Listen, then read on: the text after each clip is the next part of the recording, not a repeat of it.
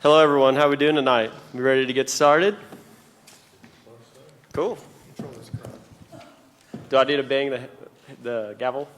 Sure. All right. Call to order. First things first, call the roll. Yes. Okay. Christopher Toth. Here. Jimmy Crutch. Here. Keith Alborn. Here. Gary Moss.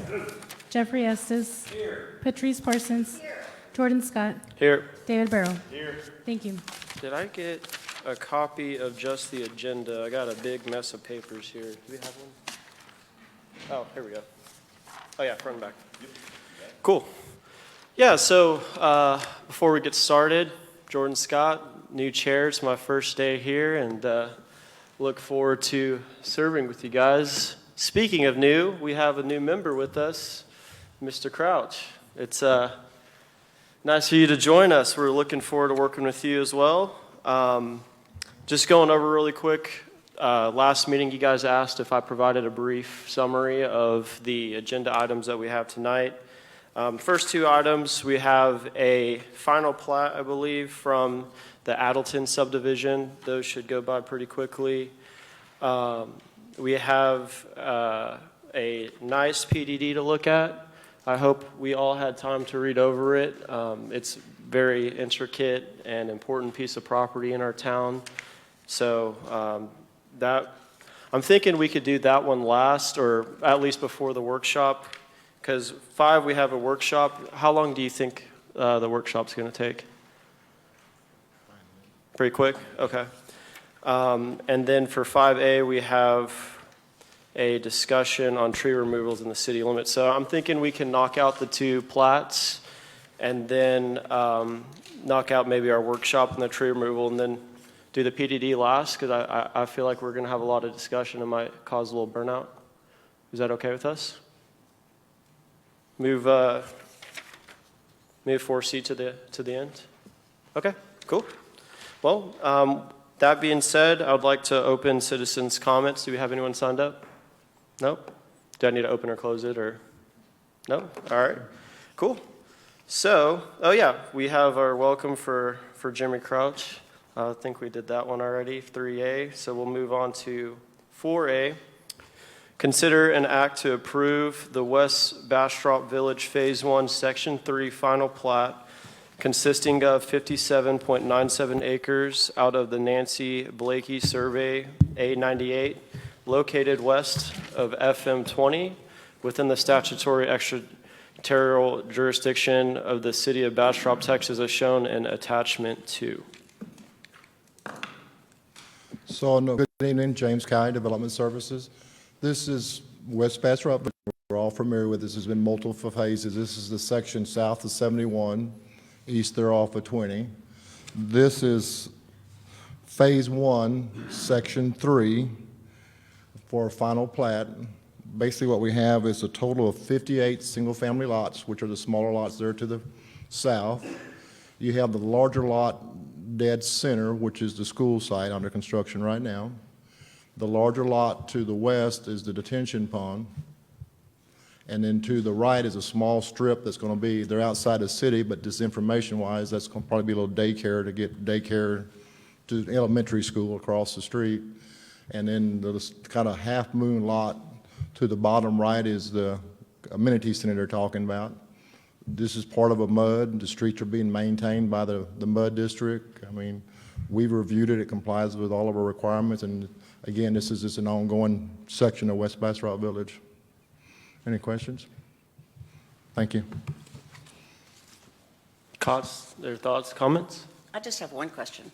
I'm assuming that we can't go back and do any kind of new rules about trees. That They're outside the city. They're outside the city? Yeah, Thank the you only very reason much. we're Sorry about involved is the that. platting Sorry. process. That's Sorry. okay, no, we're in the platting process. Cool. We got a motion? I have a motion to approve as written. A second. Okay.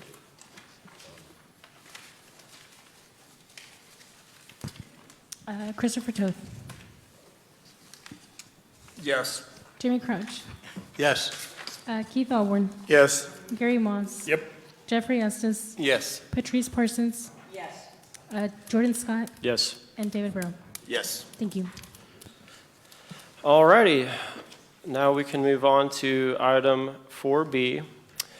Consider an act to approve the West Bastrop Village Phase 1 for final plat consisting of 22.036 acres out of the Nancy Blakey Survey A98, located west of FM 20 within the statutory extraterritorial jurisdiction of the City of Bastrop, Texas, as shown in Attachment 2. Good evening again. Again, this is just another phase of West Bastrop Village, as described there. This one's just a little bit smaller area. Again, they're building in 20 as they go towards the back. This particular section, again, the utilities are by the MUD district. The roads are maintained by the MUD district. It's outside the city, but through the planning process. And this particular section is going to contain 60 single-family lots, and one lot will be dedicated for a lift station. Any questions? Thank you. Okay. If we don't have anything, do we have another motion?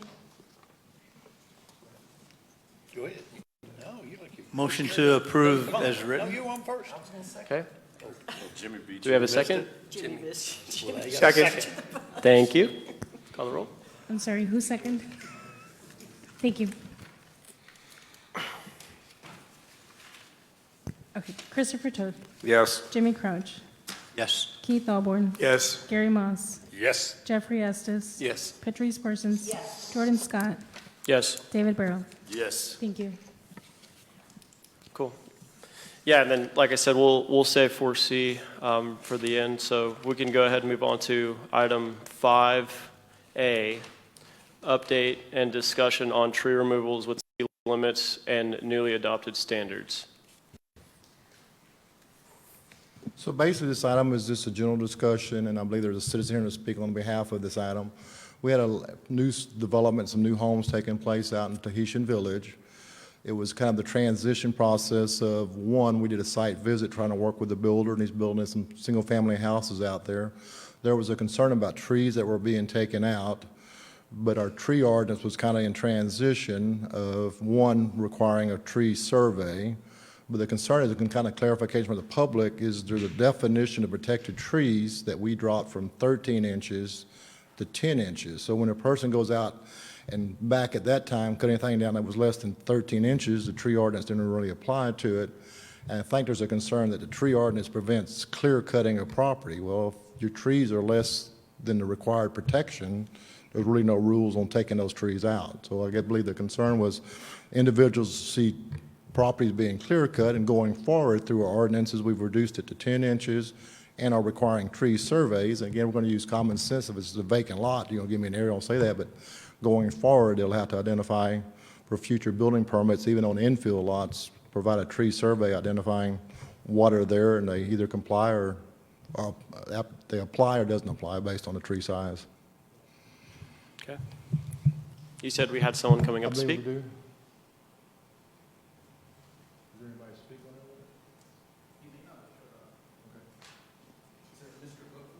Yeah, I'm here.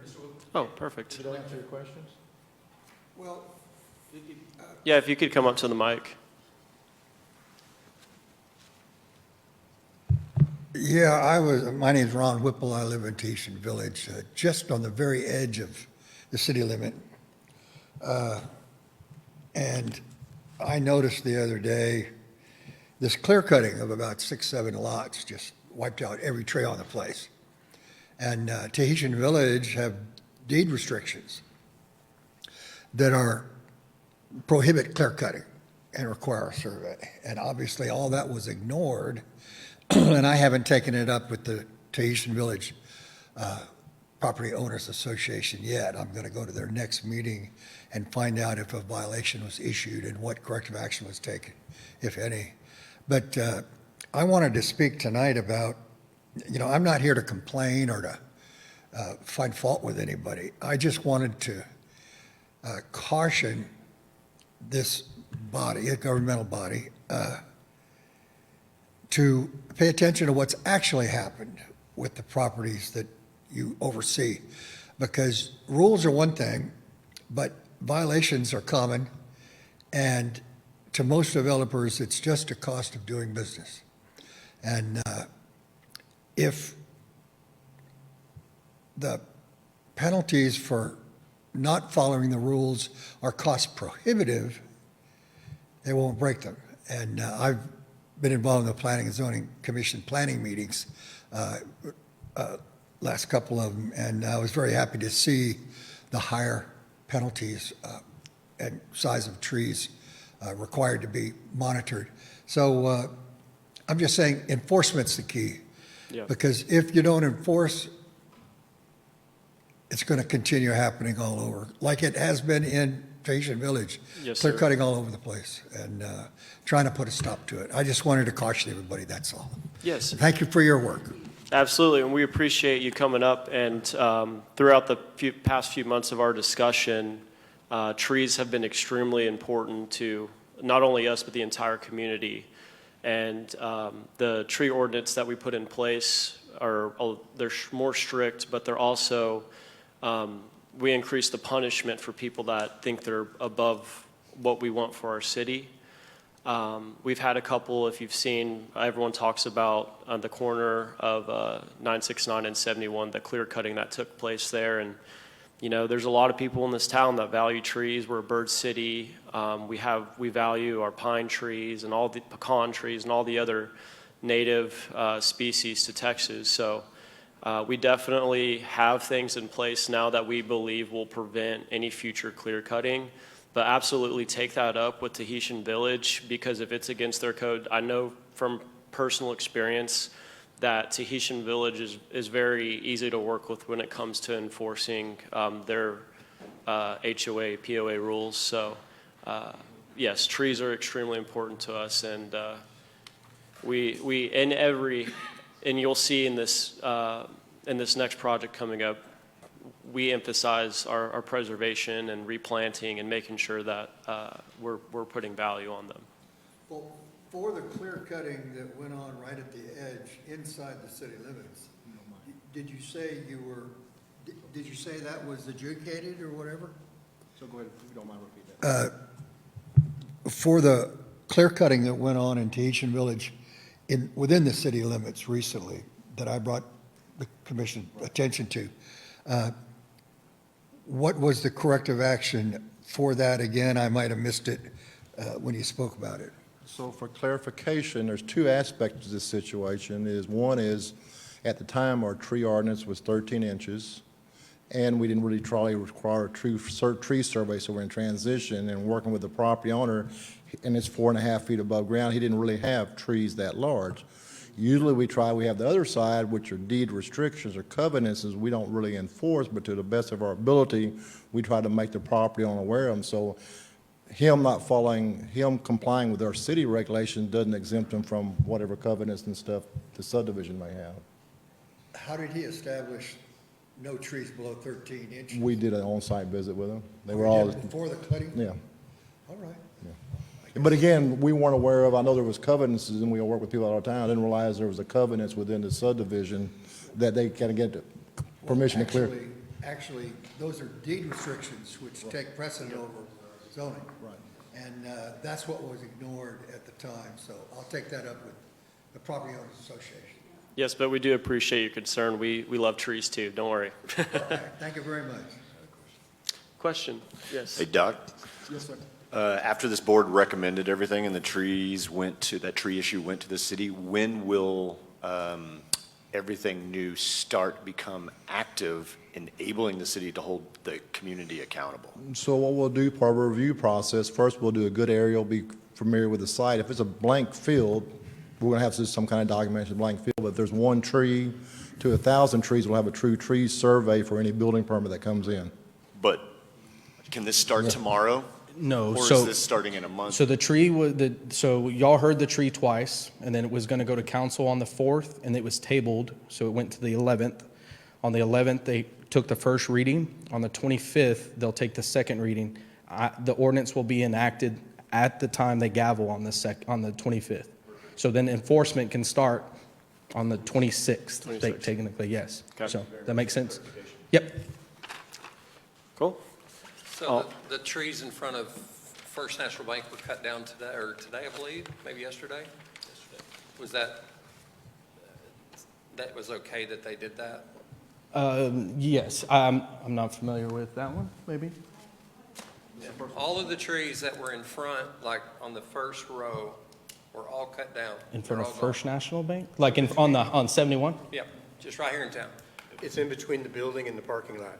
News to us, but we will, I don't think they're in very we good will shape. have code go figure out why and what, and then, I'm sure they. but they should have still contacted us, but the enforcement part won't take into effect until after the 25th. So it's not that it's grandfathered, but we'll go figure out what's going on and what the issue was. So it's going to take some education. We're going to have to do a lot of education about the permitting process and make sure that people understand that there is a permit and you got to get it. Yep, absolutely. I know I'm not supposed to ask you, but which First National Bank are we talking about? Is this the one like Planet Fitness, or is it that one? that one. Okay, Along 71 in front of like Planet Fitness, That happened today? Hassler Shores right there. Yesterday? Hassler Shores, Hassler. Across from HEB, the Yes. big FMB? Yes. Okay. And The which- main- the and which main- trees were cut down? We don't know. We'll have to go figure it out. I wasn't aware of it. So, yeah, send them to us. We're not aware of it, so we'll have to go figure it out. On the, it's in the park, it's in the parking lot.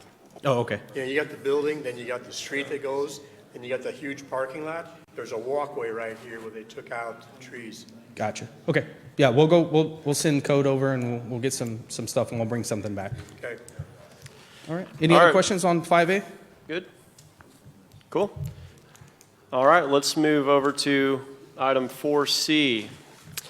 Conduct a public hearing, consider and act on the request for a zoning concept scheme to rezone the project site from P5 core to Plan Development District with a base district of P5 core for the area described as being 43.112 acres out of the Nancy Blakey Survey Abstract 98, located at 540 West South Highway 71, Bastrop, Texas 78602, within the city limits of Bastrop, Texas.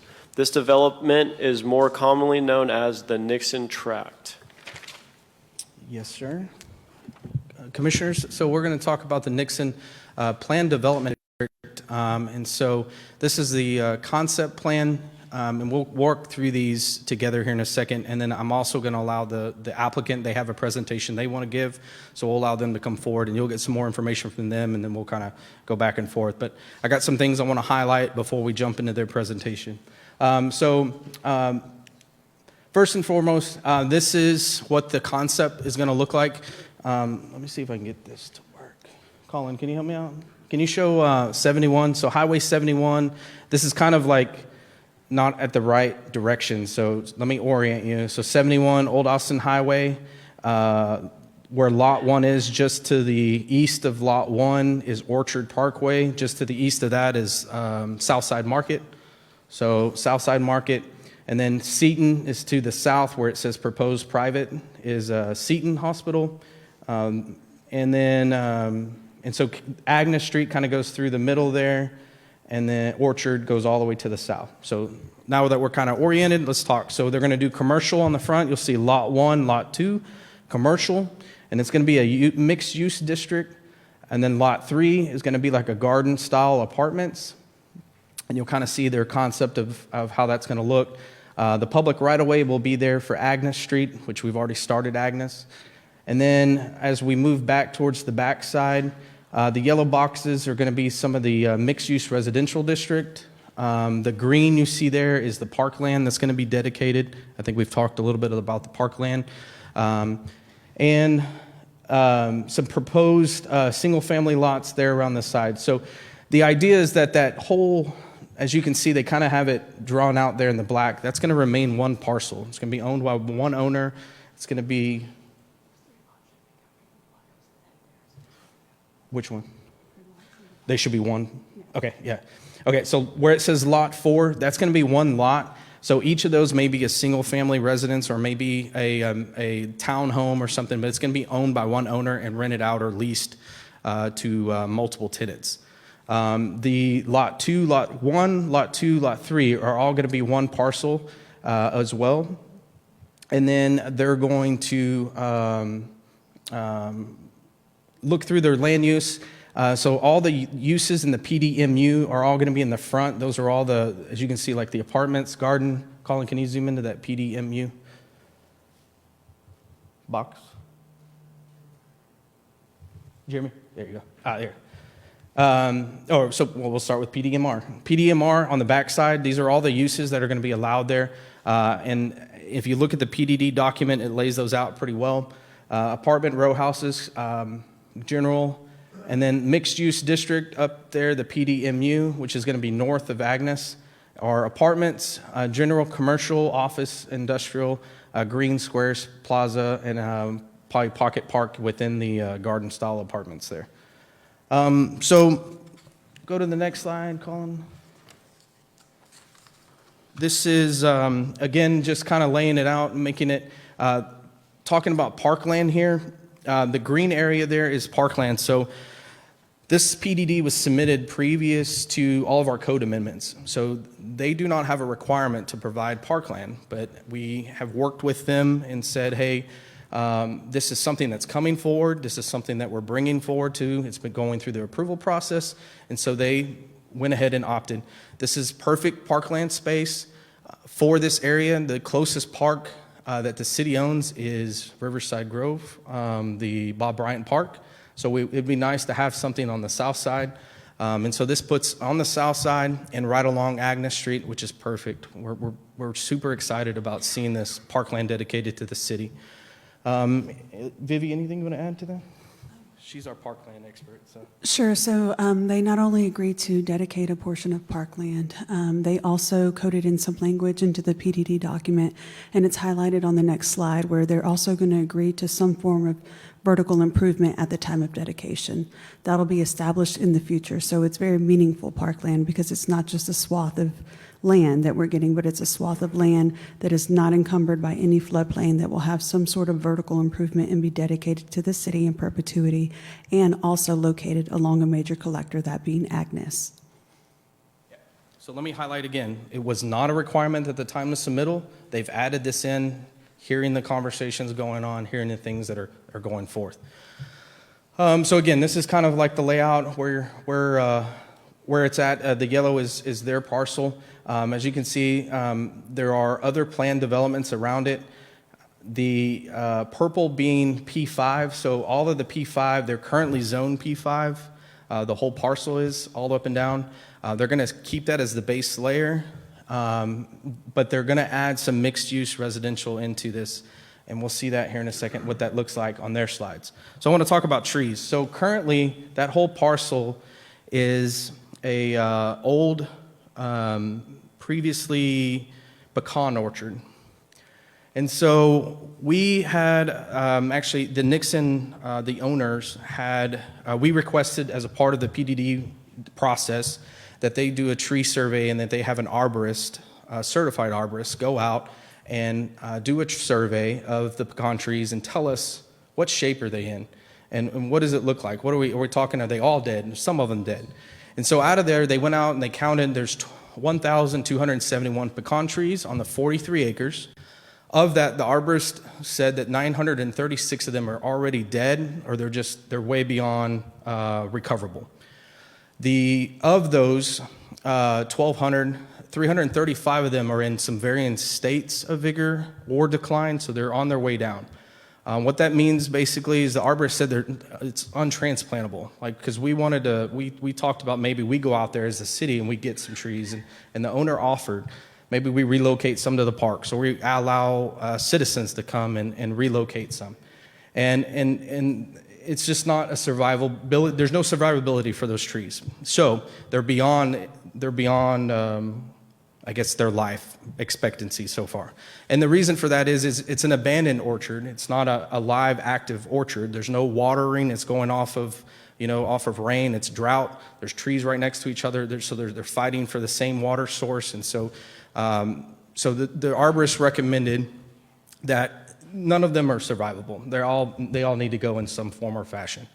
And so what we worked with is, again, this came in before the submittal for the tree recommendations or the tree requirements. And so they're going underneath today's requirements, right? Before the changes were made, before the tree protections were changed, before the tree protection list was updated.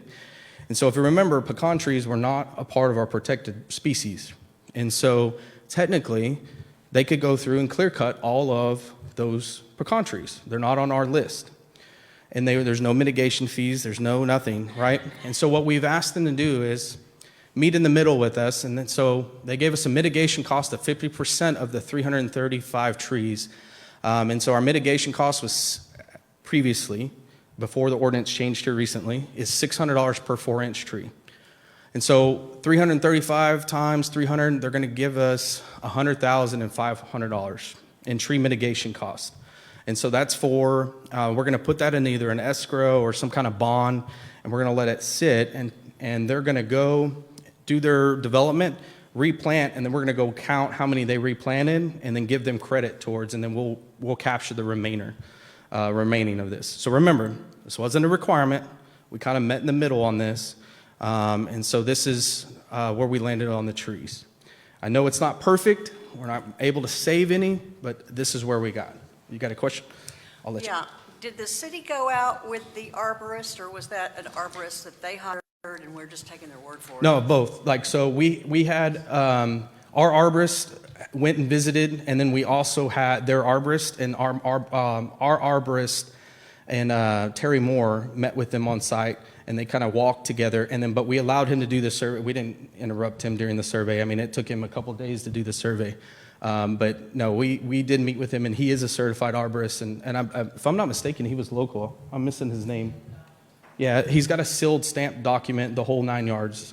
We can share that with you guys. We didn't put that in the packet, but we can share that. But so that's where we landed on the trees.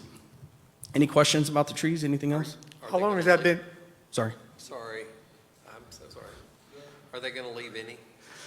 I don't know the question to that. Maybe they can answer it. There may be a possibility during their development, if they find one that is in the right place, they may leave it.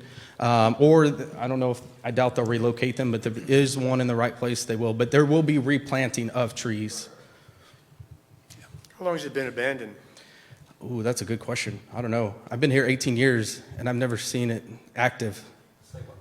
How long has it been abandoned? So they haven't been harvesting? No, not that I know, not that I'm aware of. Do you know, Terry? Big squirrel on the side of the highway. That's how he's fed? It hasn't been irrigated in the past 2 or 3 years. I was just wondering how long you've been. Do it. I can't hear. Yeah, so I think it's been abandoned since Mr. Dixon died, and they said the water's been turned off for at least 2 years plus. So it's been a while, but I've never seen anybody out there. I think they've allowed some people to go out and pick them, but I've never seen it active. Well, they're not on the list. Yes. Of protected trees, and there's a good reason for that, you realize, right? Oh, wow. Pecan trees are like I describe it to be more like friends with Benefits. You know, I kind of like that, though. it is true because of the fact that that's a trash tree. I've got 5 of them. They're self-pruning. They drop stuff all year round, every year, every 15 minutes. Do not walk underneath the pecan tree. You could die. Yeah, because our big pecan trees that we've had in Fisherman's Park just randomly drop branches, and we've had to trim them up, and Big stuff. big Stuff. branches. So You got they a don't question, survive David? drought very well.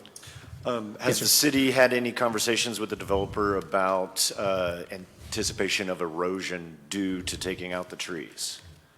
Due to erosion from taking out the trees, so they're not. You're going to develop an area that has little to no erosion currently because of the amount of trees. Yeah, so part of the development, they'll have to make sure during the process, right? So they'll have to they'll have to go through the process of the final drainage and stuff before they actually go through the development. We haven't got there yet, but the trees won't be removed until we get to like the land disturbance portion of things. So hopefully those all are concurrent and reviewed through the process. Did you have a question? Very good. Very much. I had a question about the park. Go. What are they going to build in the park? Are they going to add like a water slide? Sure. If you go back, Colin, to the text that had the red, so there's a series of improvements that can be considered. So park improvements included but are not limited to either a sports court, playground, picnic area, park furniture, utility connections, trail network, streets, and landscaping. And some of that will come at the recommendation of our Parks Board. So we'll get with them, and that'll help drive the actual vertical The improvement. sports court, is that basketball, tennis, It's pickleball? pickleball. Yeah. Pickleball. We have All plenty. y'all. We have plenty. Pickleball. We have plenty already. So, but yeah, so we'll coordinate with the Parks Department and of course refer to our Parks Master Plan before making any final determinations. Okay. Yes, sir. I don't want to take too much thunder away from the developer. Yeah, we'll let because them she's talk going to speak about here it. in a minute, and then maybe y'all may drive some more questions or answer some of the questions that you do have. I think this is my last slide before she's up, so I'll. Okay. Do you have a quick question, Mr. Yeah, Coach? just can you explain the tree mitigation? So that's going to go into an account and then just go towards the final landscape Yeah, plan? either- Did I understand that right? One or the other. It'll either go towards, well, so yes, we're going to hold on to that dollar amount. And then at the final landscaping, we will verify how many trees, and we're going to do the caliper per inch. And then they may get back some of that. We may keep it. It just depends on how many trees they plant. They may get it all. They may get very little. Just depends. But just so it's clear to everybody that when you go out there and start cutting all those trees down, that the phone's going to ring, that there's some facts that there is a tree mitigation fee and those trees were Yes. diseased or halfway gone, and Yes. that there is a plan to Yes. replace them. Yes, we have the Okay. survey. We know how many trees. We know all the information that's tied to this. And so, yes, thank you. Anything else? I'll turn it over to Sarah. I'll introduce Sarah. Yeah, let's All right, let's keep Sarah, moving. ready?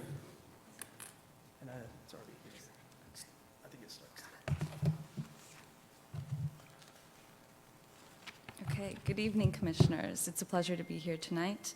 My name is Sara Bosa. I'm a planner with Ferris Design, and I'll be presenting and speaking on behalf of the Nixon PDD team.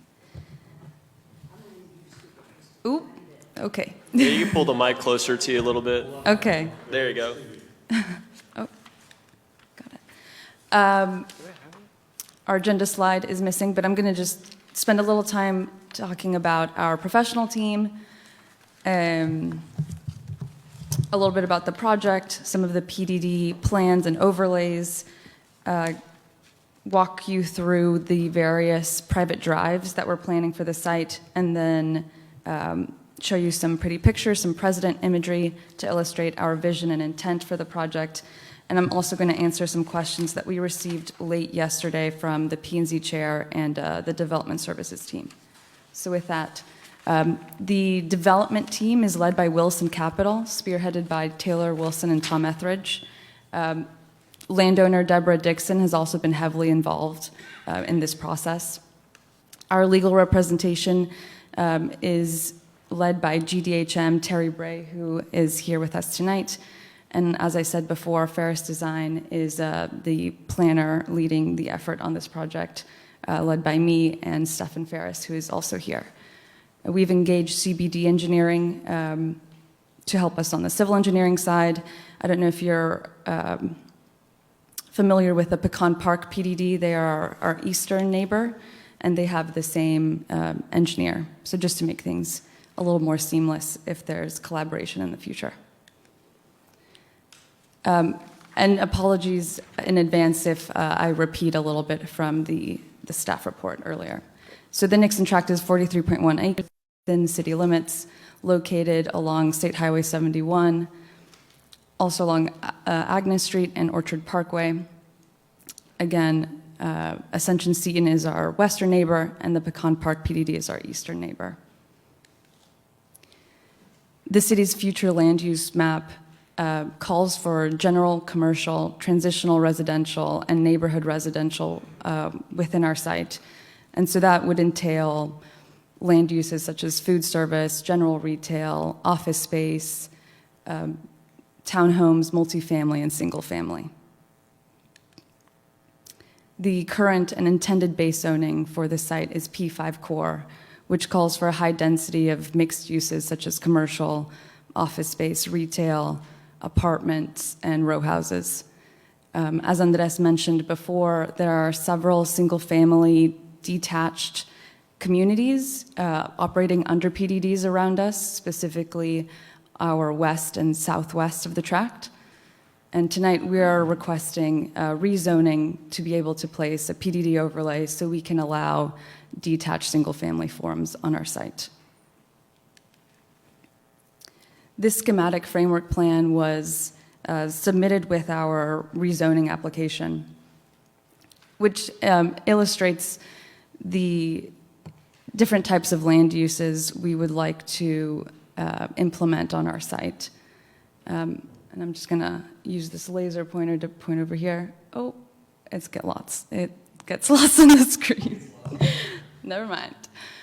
I was excited to use it. So you'll see that Agnes Street kind of splits the site into... Oh, okay. So if you push that button, it'll put the arrow and then you can kind of pull. Okay.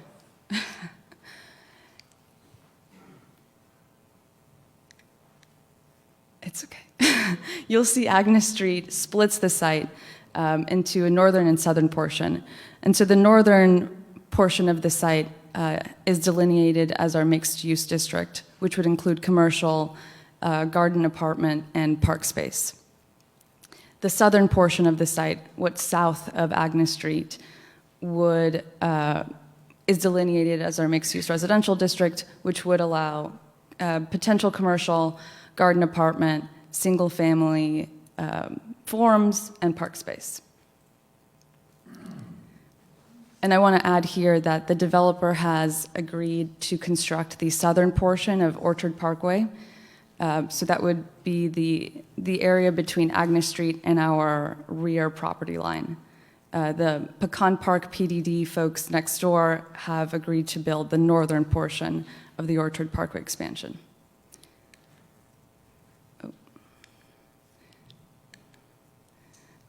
Next on the screen is the schematic master plan, also submitted with the rezoning application, giving a little bit more detail. Again, this is just one option of some of the layout that we may build on the site. And so you'll see commercial along Highway 71, adjacent to the garden apartment, and optional commercial along the public right-of-way of Agnes Street and Orchard Parkway, which would then transition into single-family forms. Single-family forms, forms.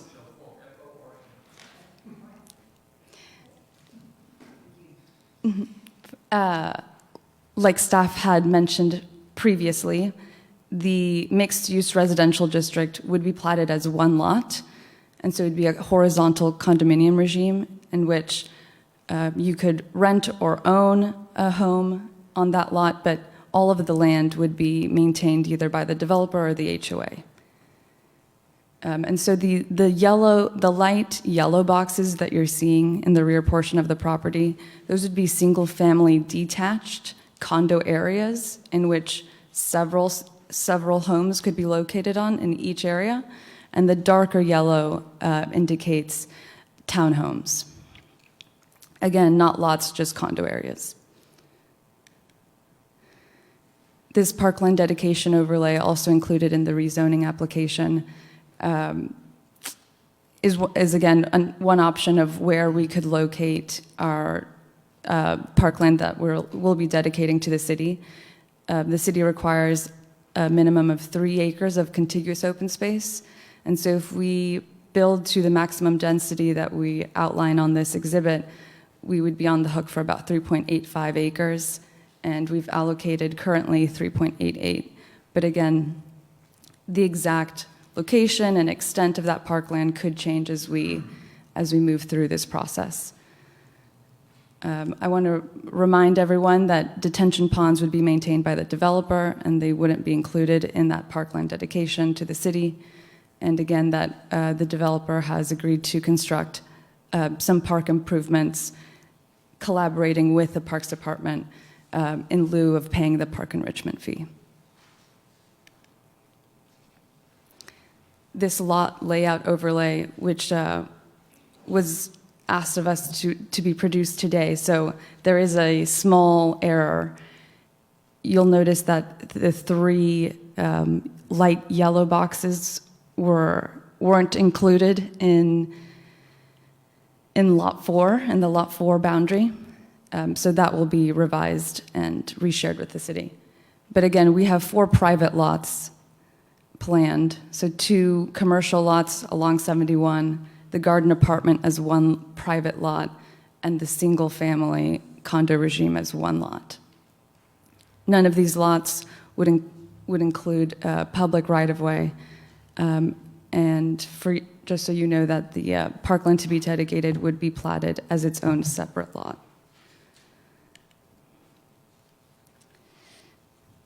Here are some cross-sections also included in the zoning application, just detailing a little bit of what the private drives on our site could look like. A mixed residential collector, which would provide access to all the single-family homes in the mixed residential district, as well as an access drive that would separate the commercial lots from the garden apartment lot, and then a one-way drive which would provide rear home access to the townhomes.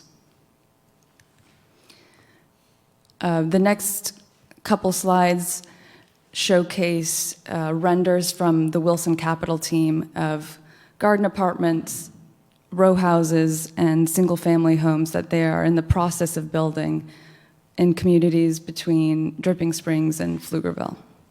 So giving you a little bit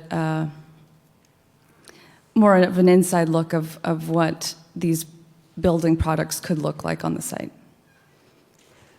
And with that, I'm going to go ahead and answer 2 questions that we received yesterday. One was about, we're requesting a max of 70% impervious cover across the site. And if we are granted that maximum, we are agreeing to upsize the detention ponds appropriately. And if in the platting and site planning stages we don't actually build that much impervious cover, we can downsize the detention ponds accordingly. There was also another question related to detention ponds.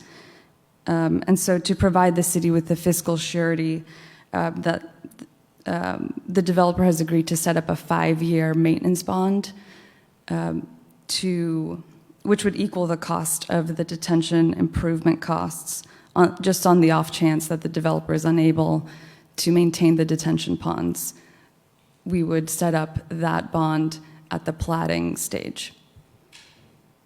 And that is it. Any questions? I'm sure we have a lot of questions. One at a time. You got one? Sure, go ahead. Are these accurate pictures of what you're proposing to build?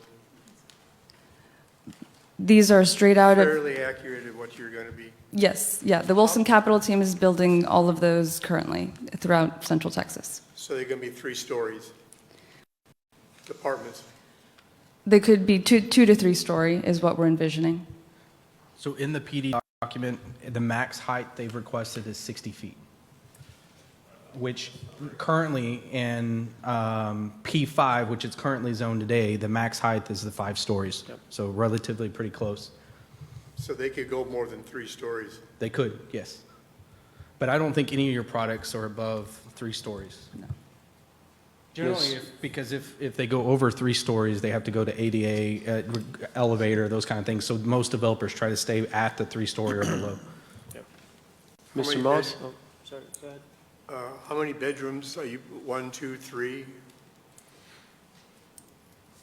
I think a mixture, probably mainly 1 and 2 bedroom, but I can't speak to those fine details. How many parking slots per bedroom? I think we're definitely over-parked on the garden apartment currently as how the plan works. I think it's 1.5. I would have to go back and check. Are you saying 1 for 1, 1 bedroom, 1 parking spot? She said 1.5. 1.5. Yeah. We're talking about a lady doing charades in the back.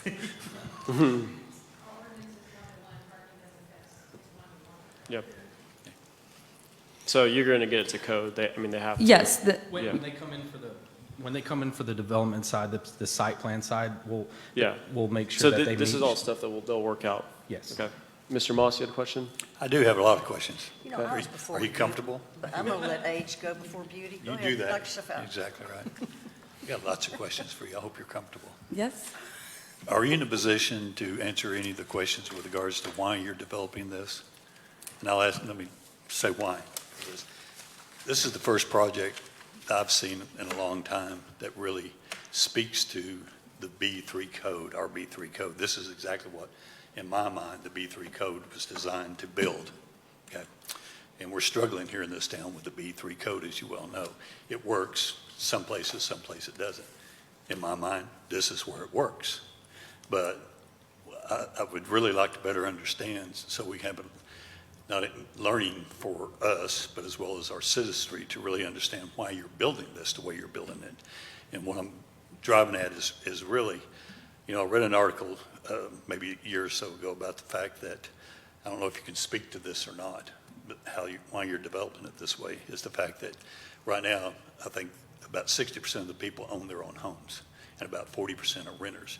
In the next few years, it's supposed to completely reverse that, type thing.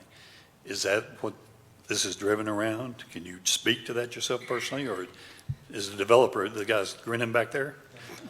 Can you speak to that? Do you understand what I'm trying to ask?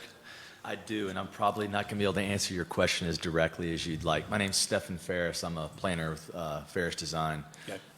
I think the code is partly why the developer's here. The opportunity to build this level of density and this type of product is sometimes very hard to achieve in other municipalities. And so having a willing partner is why he's probably here. And I think he has a relationship with the landowner as well previously. So I think those two reasons are why we're here today. Okay. That's what, we need to see what's coming our way. This is what I'm trying to say. And can you speak to why, though? I can also is it speak really driven more around broadly that I do a lot density? of planning all over Central Texas, and I'm seeing a lot of projects just like this, this type of density. Okay. The cost of homes, as we all know, is problematic. So everyone's looking for a solution. Because there's some terms here that I find interesting when you talk about cluster homes. Explain that. So typically, and you have some images right here we can look at. These are townhomes on the kind of bottom left, but the ones here in the right side, the cluster home is speaking to how you arrange them on a lot. And so you can turn them and create a cluster grouping of 3 or 4 homes. They maybe share a driveway or something like that. And so you can achieve a density of homes, where they may not have a large backyard, but they have a little side yard. So you're getting a higher density of a cluster of homes on one lot. Okay. It feels single family, and everyone has access to a private yard, but the density is a little tighter. But we're not through with you. Just keep going. But they're mostly going to be rentals. I'm sorry? They're going to be rentals. To be determined. Okay. To be determined. Edge yard. I'm sorry? That. It says edge yard house. Explain that to me. Ooh, I may have to defer to that one. Edge yard house, some of those terms are straight from the B3 code. That's an excuse. You can't throw our code back in our face. We know it's terrible. I just wanted to throw that out there. Not something not a term necessarily that we use, but it's just a side yard. That's what it's. Because you have the side yard here also. I'm just trying to understand exactly. I don't need to know exactly, but I'm trying. These terms are. I think that it's a cool project, but I'm trying to really understand it because is this the future? Do you see this as being the future developments for? And I'm not talking about infield. I'm talking about for new developments in certain areas. Do you see that as the future that we're going to see because of affordability of homes and things like that? I hate to be an oracle of anything, but our experience is that housing is getting denser, not less dense, and we're seeing smaller product across many different development styles we're working on. Patrice, Different did you price have any points at questions? that. You had a Yeah, question? I do have some questions. You're next. You were talking about this, the same engineer, engineering firm as Pecan Park is using it. Are we talking about trying to solve the current problem at Pecan Park? No. Okay, so No. what is the current engineer for Pecan Park? How are they related? Because we got a problem in Pecan Park with our engineering that was done. So Pecan Park Commercial, which is the neighboring adjoining Okay, so property. it's not the neighborhood. And also Bastrop Grove, where Seton, all of that was all Done by the master same- channeled and done by CBD. So CBD kind of, Got it. I'm Okay. glad they picked CBD because they did all the engineering work for all of that area, and we don't have to have another engineer looking at it. And so they've done, Brendan is doing all of that over there. Thank you. I don't think Brendan did, but maybe, I don't think Brendan himself did the Pecan Park residential portions. I think they ended up on the very tail end of some of that, but they didn't do, they were mainly on the commercial side. Okay, so they're not part of our problem that we now have, that we're now seeing. No. Okay, got it. And also about parking for the park. Where are you going to have visitor parking for people that want to come to the park? I don't see it anywhere. Yeah, I wondered about that too. We're staying a little high level because those details just haven't been refined Okay, yet. but it'll We'll be refine inside. those throughout the process, yeah. All right. Now, my next question has to do with traffic, because I live in Pecan Park, and traffic getting in and out of that neighborhood is a nightmare. Has any kind of traffic impact study been done? That is incoming. It is coming? Incoming. Yes, Incoming. yes, Okay, got it. that'll occur in the near future Okay, so. as we move forward. So you're going to end up deciding, like, driveways in and out of your area, particularly in the southern part, the back part of your property where you're talking about, the residential, the yellow area. Mm-hmm.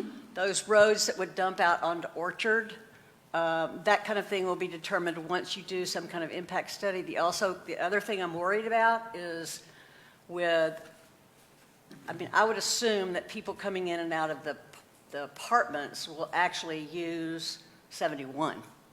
But the folks in the back part could end up using Agnes, which you go either direction on Agnes with what's happening currently, what's happening all around you, and from Orchard all the way to 304. People then trying to get through 304 at 71. I mean, it's just the density that we're talking about. I just need to try to understand what's being taken into consideration when we're talking about. So 71, they won't be able to take any access off 71. Okay. TxDOT, they won't meet the driveway requirements.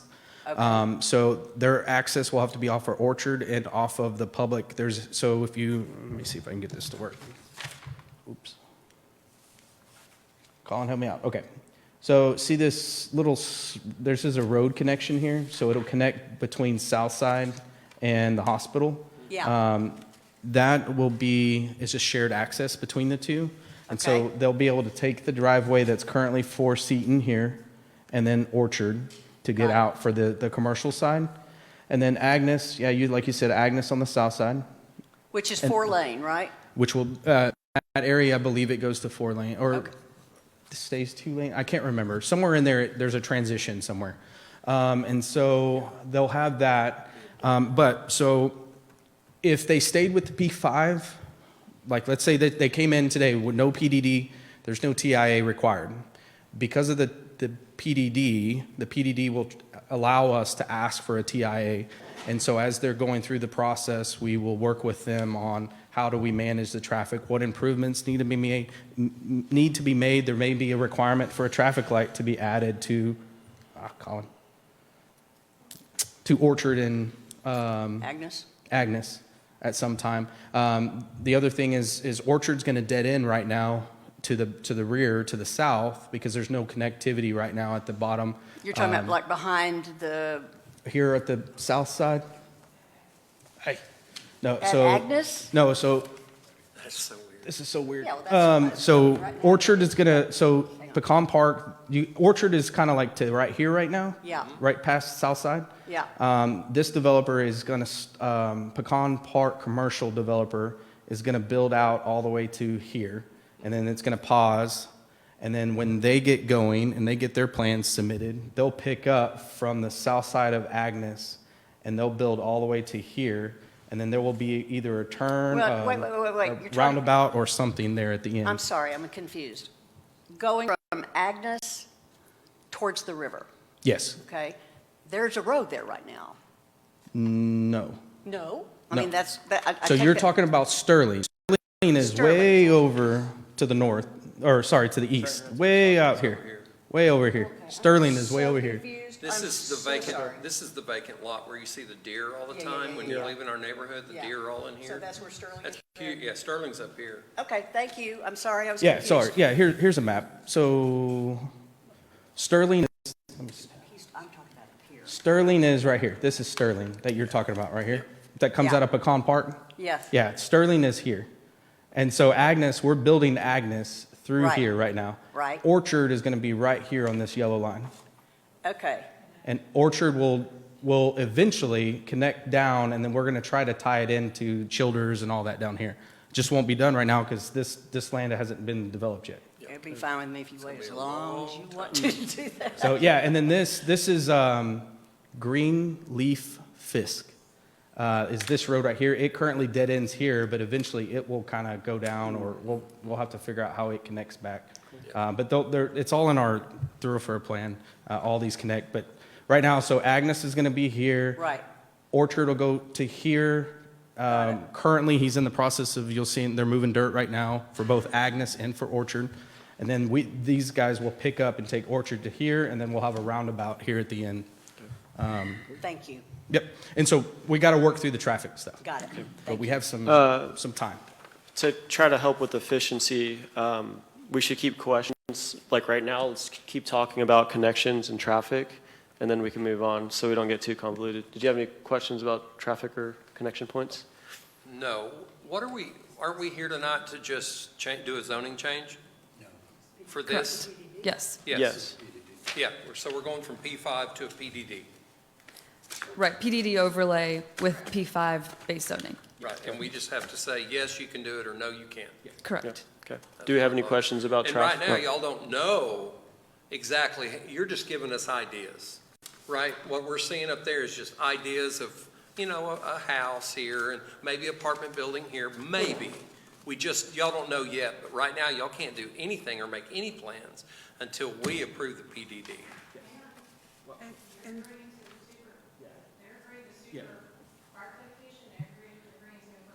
Yes. Yeah. I can't hear. Actually, you can't hear. No, so, okay, with the PDD, you are agreeing to exactly what Ms. Sylvia said. So it is overall density. There is a minimum and a maximum density. There's overall units. There's at least, Andreas, can I have that clicker, please? There's also a part of the code, dedication, where you heard her mention this could be potentially where it's located at. Well, the certainty that we have is language in the PDD that actually clearly identifies the metric of dedication in parkland. So this part up here, 2.5. So you are agreeing to minimum dedication standards that we get at minimum that. The other important part about the PDD ordinance is that you, as the commission, can make a recommendation to approve contingent upon also them doing a TIA. That can be part of your recommendation to council, FYI. So we can dig down a little deeper into the traffic details so that as we begin to actually plan for true construction plans, it's an informed decision, having studied the area. You are agreeing to some unit counts as far as there's some use charts in the PDD. It's right here. Yep. So, I mean, you are agreeing to that as well. And then there's some overall forms. Alondra did go ahead and pull up some definitions for the forms that you were asking about. Mr. Moss, Alondra, go ahead. Yes, so the side yard is only one side, like, there's only one side of the yard, and then the edge yard is actually both sides have a yard for you. An edge yard. Yeah. Yep. I Googled it. As soon as she said it, I just Googled it. So, where this is located, which is right next to the hospital and right next to that dense neighborhood, what's it called? Bastrop? Bastrop Grove. Yeah, all those houses. I drove through there the other day. Wasn't quite as bad as everybody's making it out to be. It's a very clean neighborhood. And what they're showing us here is a very clean neighborhood, but dense, meaning think of apartments, but better. That would be my biggest suggestion, is we want it to be attractive, and we have enough sewer to handle the runoff and the drainage. And, you know, when it comes to parking in there, the only, like she said, is the only issue is if that's a public park, wherever it's located on that map. Public park means that they can come in, anybody in the city can come in. And the way this is designed, everybody's backyard, you know, their fence would stop, and then you would have anybody behind your fence doing anything because it's a public park. I don't like that. Personally, I don't like that. I like Riverside Grove because it's in the back, and people drive back there, and there's parking, and it's comfortable, and there's Frisbee. She said that was kind of like the, go ahead. Yeah, so part of the parking ordinance that we enacted, though, does ask that parking or parkland dedicated to the city be located in a prime along a collector of some sort, because the idea is that we want people that are passing through on Agnes to understand there's parkland available here and you have access to it, and it's not relegated to just a specific neighborhood. It's not just an amenity, if you will. So Just be thoughtful where you put it.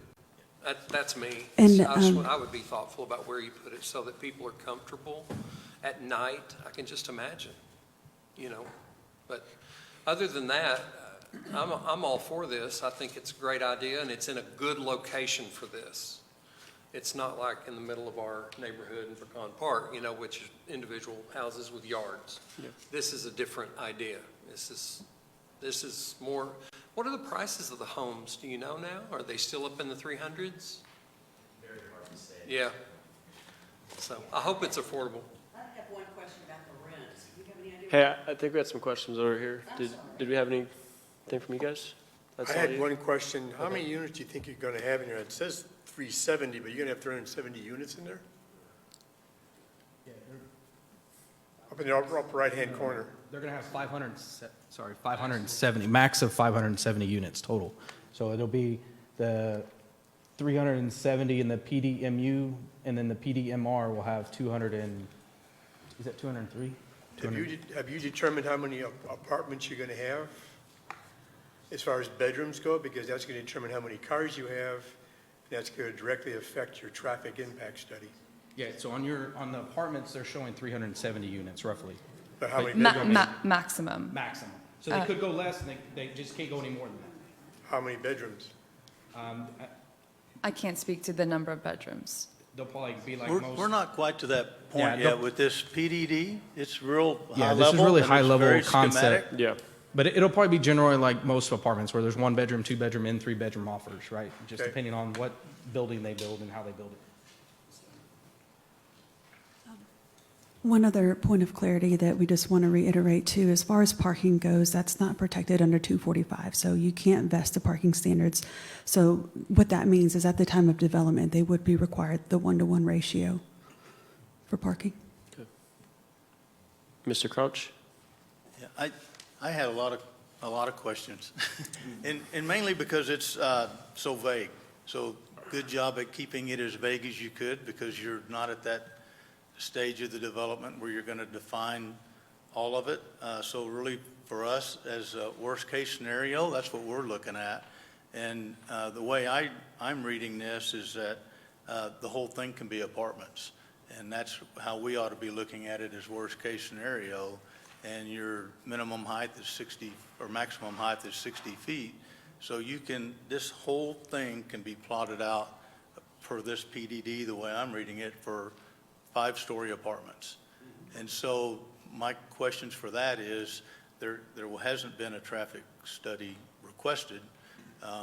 So I think if we're looking at worst-case scenario on this, and you have the entire development's 5-story apartments, that you need to do a traffic study for that worst-case scenario, so that we can see what's going to be dumped onto the streets we just built.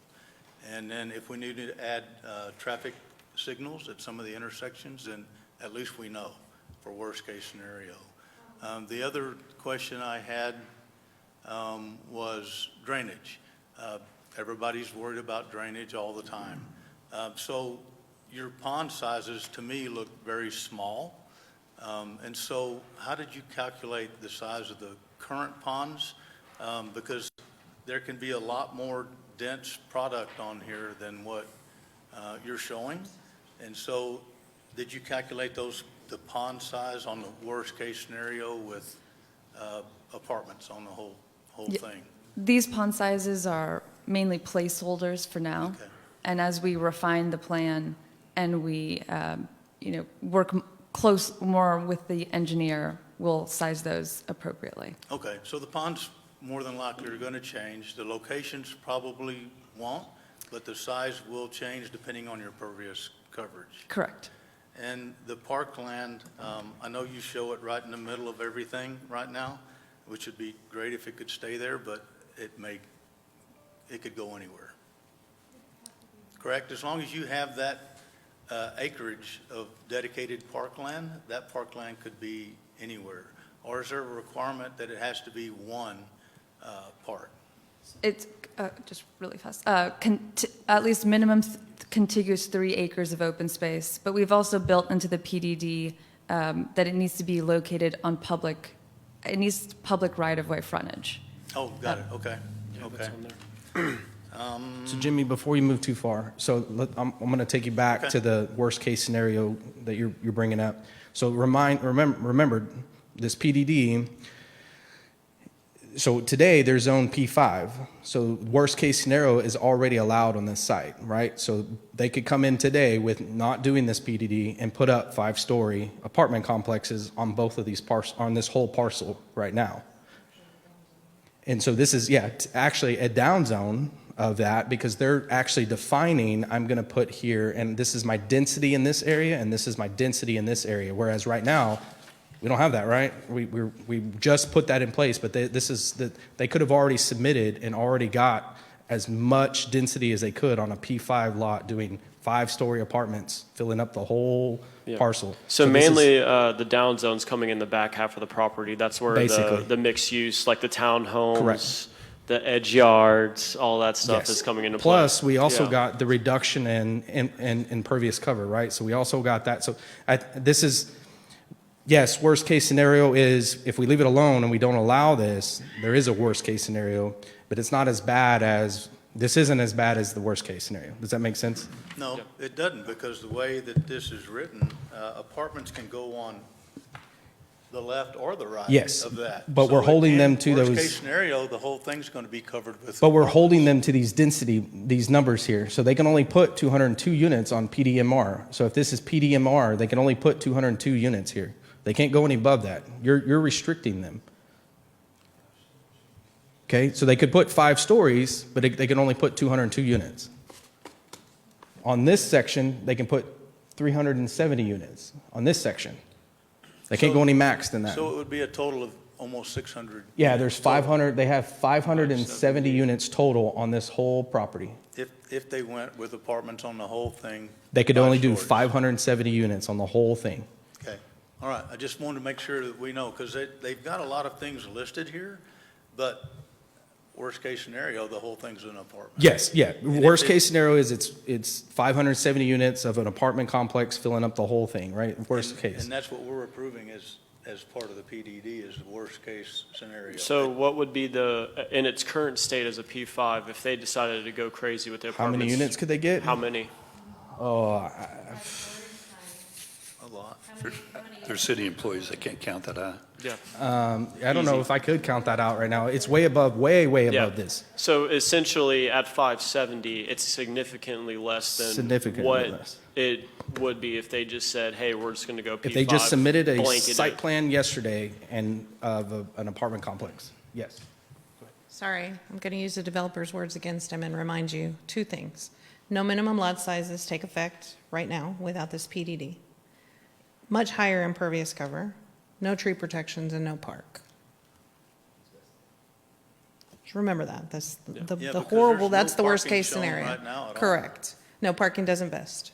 So What we essentially did is you heard him say, housing's getting expensive, so pack it, pack it, pack it, right? That's what you heard him say. That's why the B3 is so beautifully written for super dense development.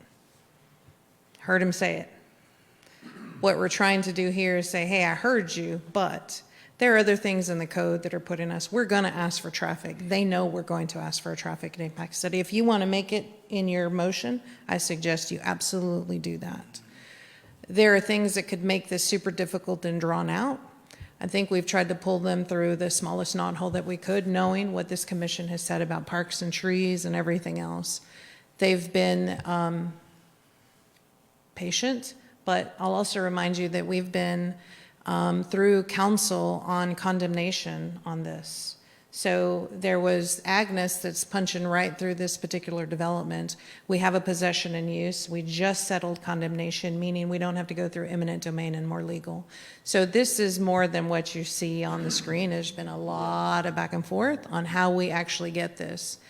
Orchard is super important to our master transportation plan, super important. Transportation impact fees have them building Orchard. So, you know, from the perspective of please ask for transportation impact, but I'm telling you today to please pay attention to those maximums. That's super important to what you're agreeing to. It's not just a vague, that's what we're all agreeing to up there. Yeah, Well, that's why I'm bringing up what I'm bringing up, because it is the maximum, and maybe we need to make an amendment with the maximums adjusted, because I wouldn't, the way it's written right now, and from me reading it, is that worst case scenario, those ponds are going to be a lot bigger because there's going to be a lot more pervious coverage if this thing gets denser. And the entire packet, I don't know how many times dense was written in here, but it's a lot. That's all it refers to, is how dense this can be. And so if we don't say how dense is it really going to be, then we have to think of the worst case scenario. You are restricting them to density. Well, on those two blocks, but then it doesn't have to be commercial. There doesn't have to be any retail. That could be all apartments. So that's why I'm looking at it from worst case scenario. So there? Is that what you're talking about? Well, the two, I think it's on that page, the two boxes. It's got the land use, or no, there's another, it's page 5 of this, or 26 of the packet. It's got a chart that has how many apartments that you can, or how many units you can put per section, left or right, or PDMU and PDMR. And it also has minimum or interior side yard setback is 5 feet. And so that's pretty dense, 5 feet. That's from me. So would The you whole say, idea of this is to be dense. would you say and your that's- biggest concerns are the amount of traffic, or is a bigger concern the drainage, or is it a combination of both? I think it's a concern for all of it. I mean, to me, it's a great development. You have exactly what the B3 code called out to do, is provide diverse housing. So you have row houses, you have apartments, you have retail with commercial above it or apartments above it. So you've got a little bit of everything, but it's not drawn like that. It's just little squares. And so you can put whatever you want on those squares, and we have to think that you're going to do the worst case scenario. And if we're going to approve it, unless we want to approve it with medium case scenario and say you're going to put apartments on the front half and row houses or townhouses on the back half, or other some type of residential, single-family residential townhomes or condos on the right half. And then there's no parking shown on it whatsoever on the right side. And so I think we need to, and I don't know if your drainage plan has taken that into consideration with as small as the ponds are. So we need to be careful what we're approving. It's a great development, and it can be everything that the B3 code says that it needs to be, except for the maximum that you can do. And if you choose to do that, and there's no time limit on this because there was no deadline for the build, it can be indefinite. So Jimmy, what if we put in basically what's written there? You know, the density not to exceed, what's written there. That's what you're approving. I understand. So, I mean, if that's what we're approving, if they wanted to come back and do something, if they wanted to make it more dense, they wouldn't be able to because all we're approving is what's there. Well, what they're So they're that is showing- worst case scenario. What they're showing on the picture isn't what's descriptive in the narrative. So, no, so it is, so they have it broken down, right, for the, Colin? They have it broken down in there, right? So PDMU here is only shown in this parcel here, and the max is the 14.8 acres, and the minimum density is 22 units, the max density is 25 units. And they're not going to change that. That's locked in. You're going to lock them in by voting on this, right? It's on page 6 So- of the PDD document. It's on page what? 6. 6 of the PDD document. So this parcel here on the backside is going to be down here. It's 25 acres. The minimum density is 6 units. Max density is 8 units. And this is what's allowed in that. So they've already, you're going to lock them into their max already. You're locking them into their max and their minimum by adopting or by doing this. So on page 5 or 26 of the packet, it also calls, because that's not saying that there's apartments on both parcels or all 4 individual parcels. And this chart says that there can be apartments. Yeah, they're asking for... PDMR and PDMU can be apartments on both sections. Correct. They're asking for apartments to be in both. That's kind of like their base for both of them is an apartment. So would you be open to listing one side or the other for apartments? We could be open to that. Yeah, so you're saying under the mixed use part, just remove the verbiage for apartments and restrict apartments only to the front property? Would that? Front or back, whichever one. I mean, because it looks like on this page here, which is the apartments?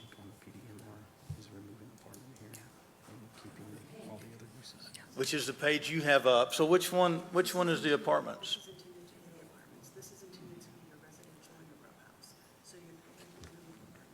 But I think what he's saying is if you look at where there are identifiers on the map where it says mixed-use residential and it's pointing directly to the lot, the first one it names is apartments, and I think that's his concern. Yeah, so maybe.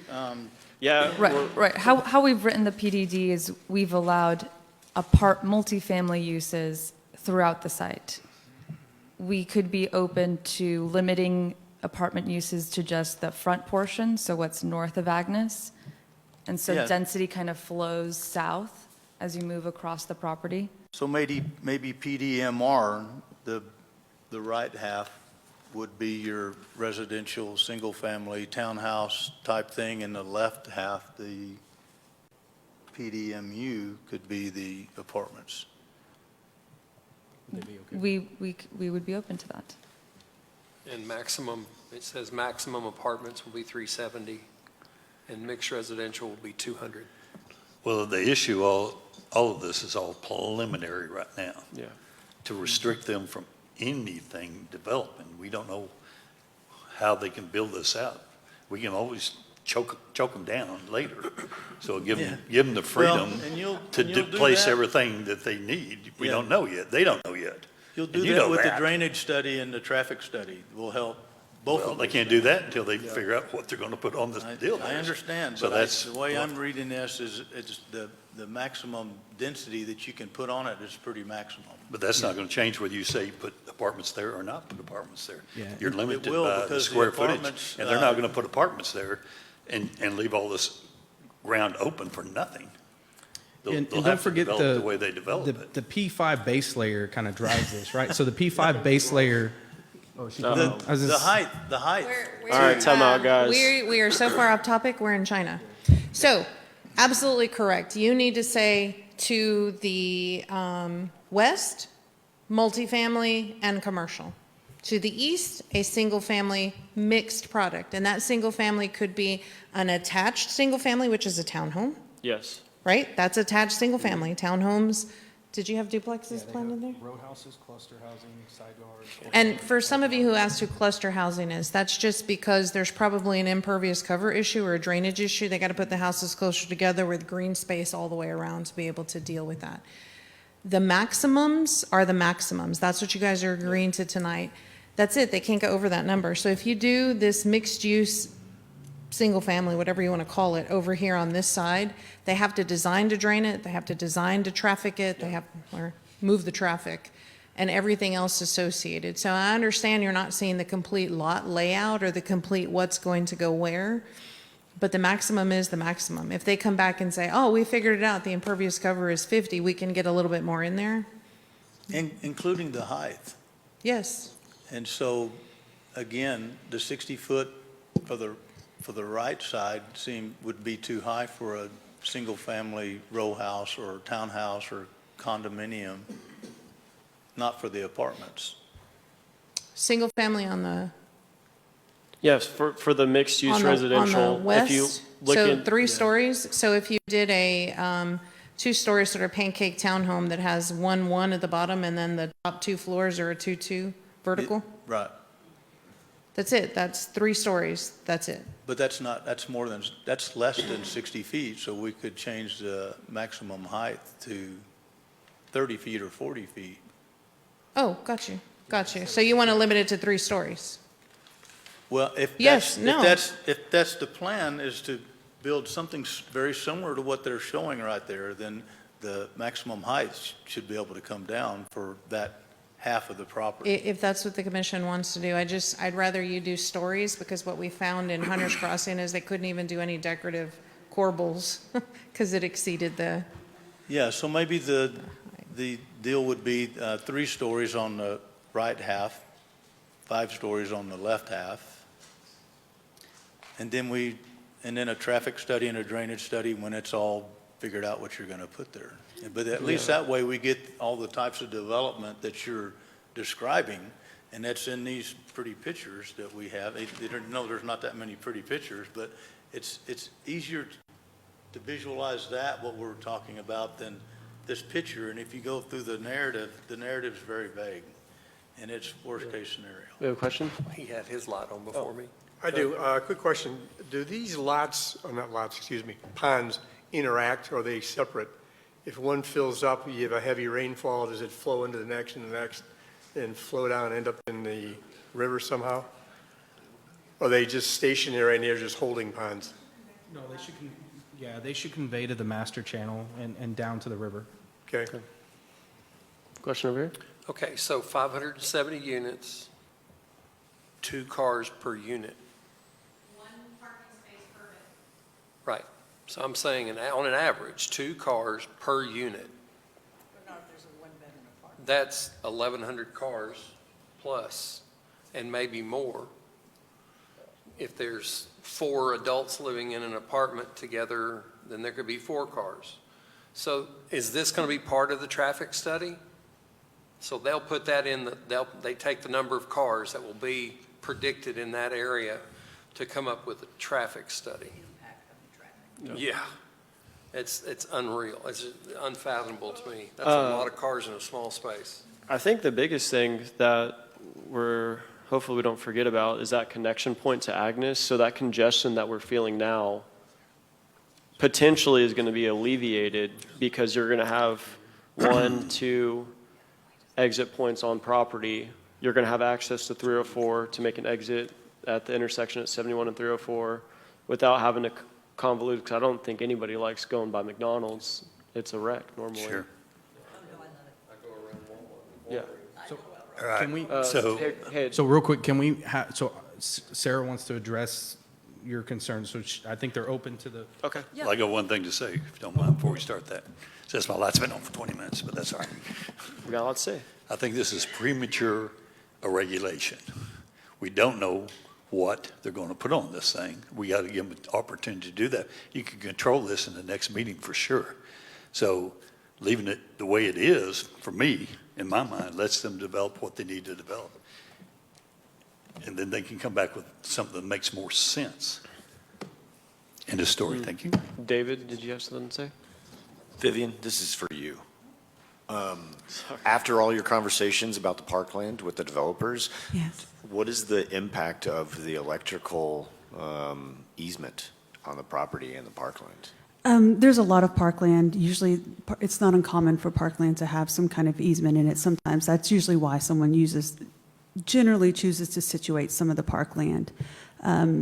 Bastrop Grove, for instance, they have, I think, a similar easement, and they kind of did the green belt in that same easement. And it's, that was the green space they dedicated. It's just very narrow kind of green strip. So overall, I don't think it's going to be a very big impact to the parkland, because still a majority will be usable space that you could program. But I think that's a really good question. You're going to have parking spaces on the park. And so, yes, and so part of that language that we talked about, where we talked about vertical improvements and some kind of improvement at the time of dedication, that's usually when you get into the detail too of what kind of improvement you're doing, and then how many parking spaces should there be, and things of that nature, and you really kind of solidify what we're getting, if you will, and then how we're going to park it.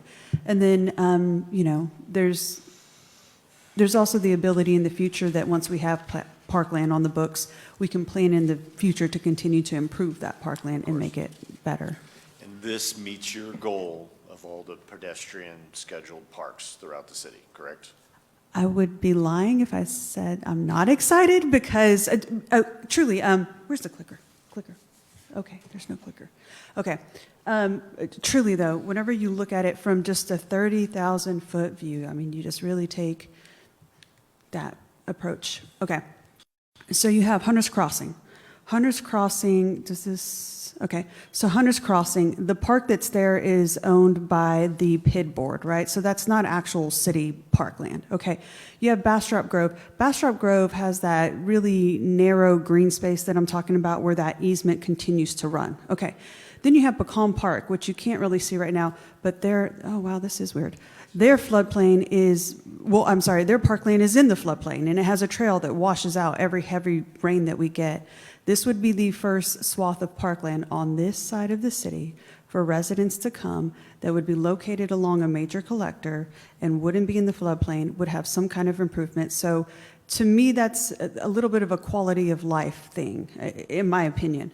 Another thing is we're going to have apartments right over here. So those residents, I mean, you really kind of create a community space in a place where really like great community spaces they haven't been fostered to date. Great, thank you. Just going back to the density discussion, you see a max of 60 feet in height for buildings in the mixed residential. And that's just because we have the apartment use included there, but we'd be open to limiting apartment uses to just the front half of the property and reducing the max height on the rear portion. Yeah, I think the biggest thing that we should consider tonight, instead of speculating on what could and couldn't be there, figuring out what we want and what we don't want. And what we don't want, we talk about it, we negotiate, and we make those changes in this PDD document, so then it gives them something to work with. If we have all these crazy requirements and all of these, we want this and this and this done, it doesn't make sense for them to go out and spend all this money and get these documents done, because they don't even know what we want, right?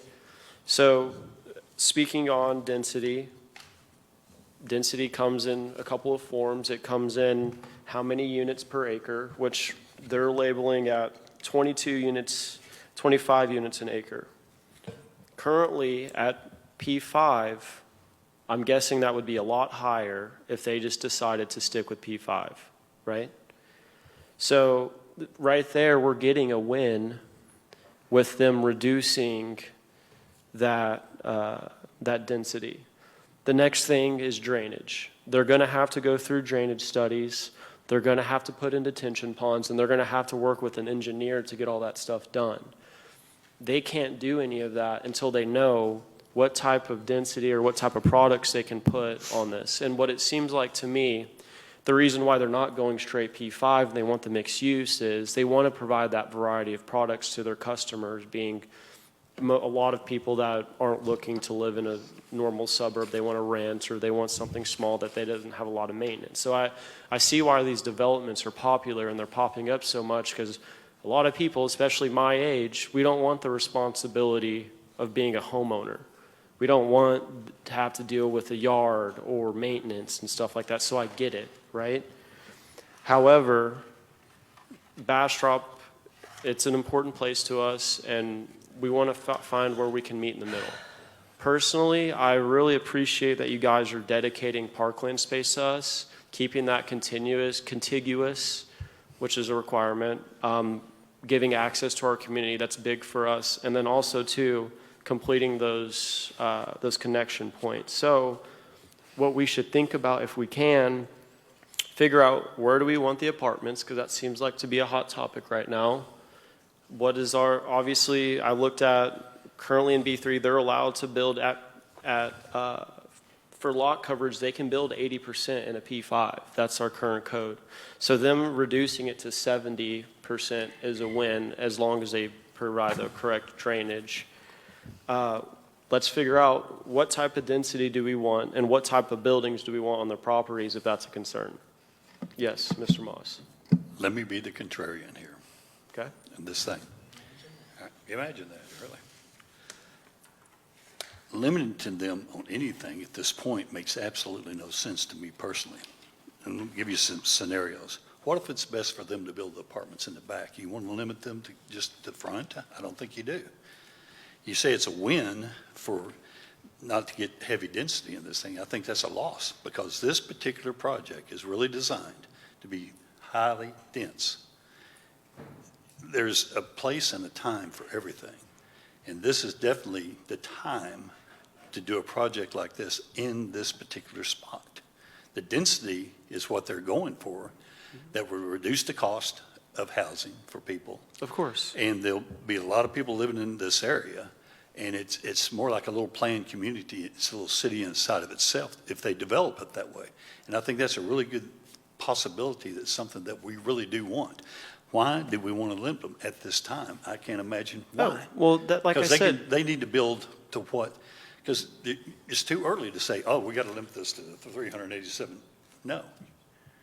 What's going to be able to go on there is what's going to be able to go on there. And then when they bring it back to us, it's when we can make that decision. Yeah, absolutely. And that's what I'm saying. It's come tell us. Yeah. They've reduced the density. They're coming to us.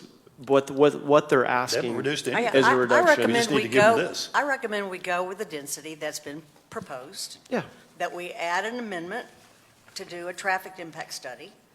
And then if we want to add any kind of amendment for drainage, let's do that, and then I think we're ready to go. And then they come back to us with more specifics later. Agreed. Okay. I think we're at that point now. Yeah. And I You making a motion down there? Not yet, but I agree with Commissioner Moss that this is, I think it's a well-thought-out development. We need to allow them some flexibility to proceed. Oh, absolutely. And there are already, tell me if I'm wrong, much of what we're concerned about is part of the normal development process that the city will provide oversight of. But I think we're at the point where we're ready here for a motion of some sort. Yeah, and for clarification, so your motion, not to bring it back here, your motion will be for recommending those items. We do have to open up a public hearing before any motion. Yes, before anything, Sorry. but your motion, it needs to go to council, not to come back. Make those stipulations and then for council to make that as a requirement when it goes to council. Yeah, and like I was saying, I wasn't recommending to increase or decrease the density. What I'm saying was they've came to us with this proposal, and with the proposal it decreases density. They're proposing to. What I'm saying is we need to figure out. But it's not. This is what they want. Yes, exactly. And with what they want is less dense. Which is a good thing. Yeah, I like the project, and what I'm saying is at P5, at what they have right now without the PDD, they have a higher density at use than what they're proposing. So why I'm saying it's a win is they're reducing the density just a little bit, just to make sure that they're being mindful of traffic, which is, density brings a lot of traffic, right? And I know we want the traffic impact study, but I don't think we should put the cart before the horse. No, well, Because they don't legally have to, they don't have yes, to do a traffic impact study. that is something that will get done after they get their zoning done. I had one more question Go on ahead. Orchard Street whenever Go ahead. this is done. So Orchard Street, there has to be there's no timeline with this too, because it says, how did it say?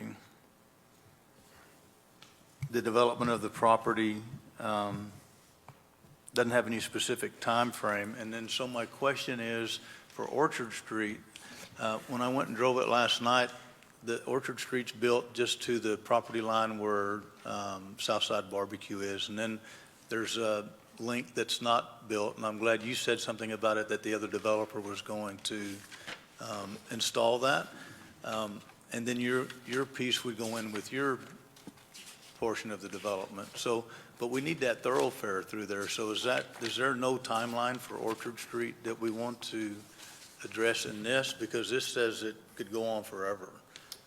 Not at this time. Like, if we had a development to the south, I think it would be imperative that we have them build it at a certain timeline. But because this is serving, that southern portion is going to serve their access, it's going to be dependent on them. Now, they'll have to meet fire code requirements, so they can't, if they want to try to build a certain portion of it before, like, we'll have to time it right to make sure it meets code and meets access and those kind of things. So there'll be a timing thing as they develop that out. But I don't, for the city right now to say, like, I need that today, I don't think it's necessary. It's a road to nowhere at the moment. So I couldn't put a timeline on it. Now, it is important, but for the portion to get down to Agnes, that's important. And that timeline is for the other owner, and he's already, a public improvement plan's already submitted, it's already approved, it's already out for construction, a pre-construction already happened, it's going. And so that portion all the way to Agnes is going. I think this other, it's not. Who's going to build Agnes up through them? No, we're building Agnes. Okay. City's building Agnes. The Pecan Park Commercial is building the Orchard. So, does that make sense, Jimmy? Yeah, Did I answer it? so the quicker we approve this, the quicker it'll get built. Theoretically, yeah, as long as they build, if they build a number, correctly. So, yes. Okay. All right. So Make sure you do the public hearing. so far, with density or building height or building type, we don't have any changes we want to make to the PDD. I don't think we need to. Okay, At this that's moment. good. Yeah, I think it's a good discussion for the next round, though, that we Okay, have those discussions. I did have one question. I know we talked about it, the private drive, Yes, they upped Road. it to the 26. 26. Yes, sir. Okay, it's just not in the PDD. It's but- not in your or document. In this document. It's not in your document. It was on her slide, and it's in Yeah. the official PDD that we Yeah, received. so in this document, it says that their single-lane private drive is 20-foot wide, and we were concerned about Yeah, fire trucks being able to get behind the townhomes if, in the event Yeah, that someone is blocking that way with and who's But they responsible got- for towing They the got barn it, that's or right next to Orchard, right? The access drives? Yeah. The access drives will be in their internal private. Okay. Yeah. I think We they have just want to them. make sure those are wide enough for a truck to get through, just in case someone's parked there illegally or not paying attention or something. They have them in here, labeled in here. It'll be like these along here, some of these connectors. And then, Sorry, just really fast. That narrow private drive would provide rear access to the townhomes. It'll be in those. yes. And so a fire truck could access. Yeah, on the- but they're 26 foot, correct? Or how wide did you say? No, those are the one. Those are the 20. Those are the ones you were just one-way talking 20 about. foot. Or the 20, is that wide enough for a truck to Yes. get by a Okay. car that's Yeah, parked there? A normal one-way, a normal fire code requirement is that it's 12 foot. Okay. But they're giving us 20, so yes. And then in the cross-section, did you want to switch that tree location? Is that going to be in effect? Which one? Putting I'm the sorry. sidewalks up against, so. we No, have a- so we had a conversation with Sarah about that. They're going to plant them. So a couple of things. We had a conversation. One, that'll be a private maintained deal. So the trees will be maintained by them. It's not a city maintained.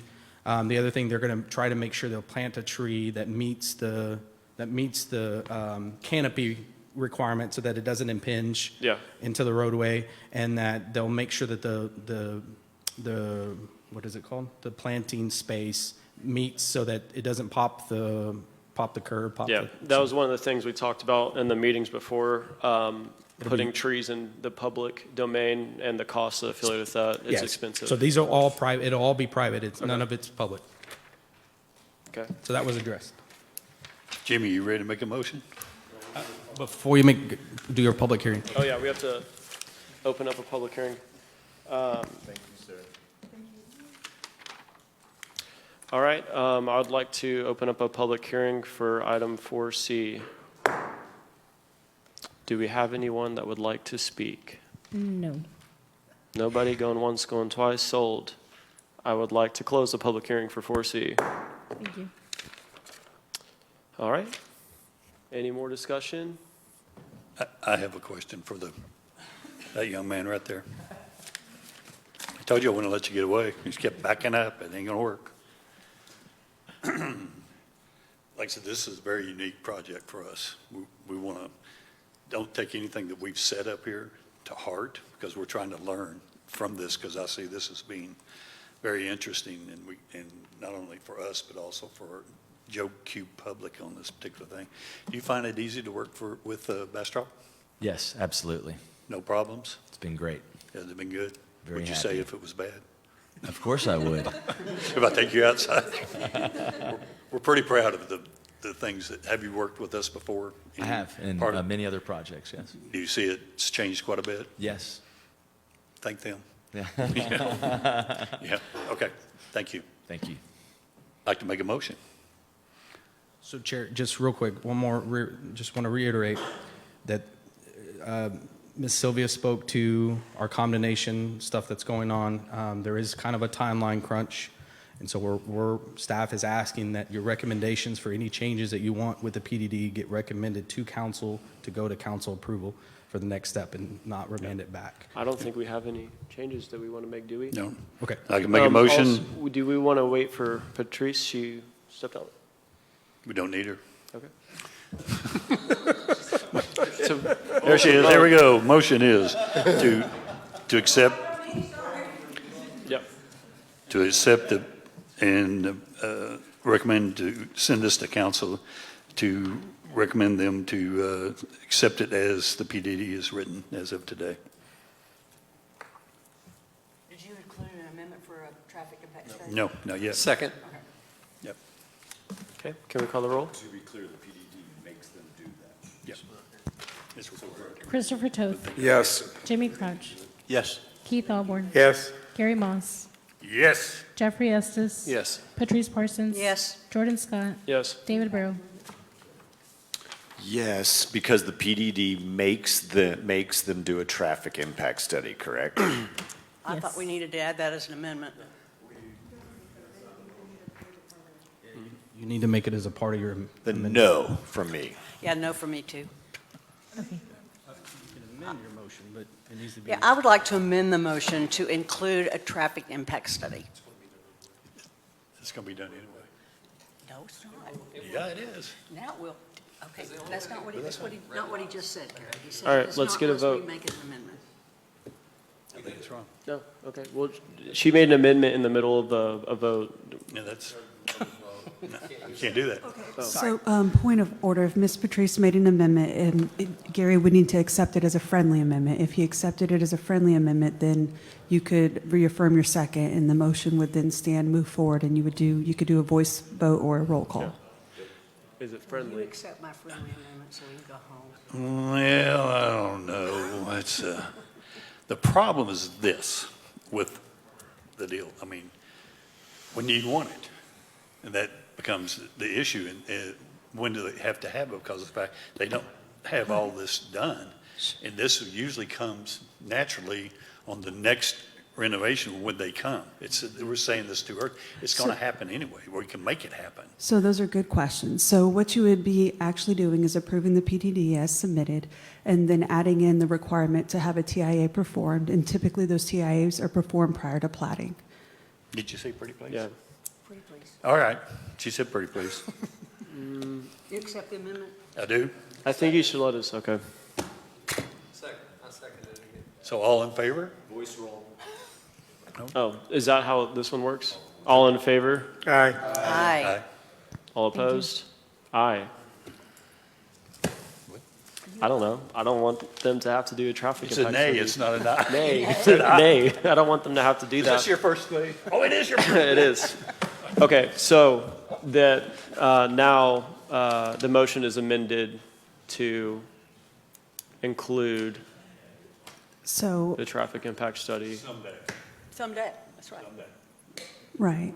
And so, yes, it would be amended to include a TIA, right, as part of the development process. That Oh, would I happen. thought they meant before we approved this. Okay. No, no, sir, no, sir. Well, Good sorry. point of clarity. So I'm dumb. the motion that I'm understanding is that they're approving the PDD as submitted and also to include a traffic impact study that will be performed at the appropriate time in the development process, which once again is typically prior to plating.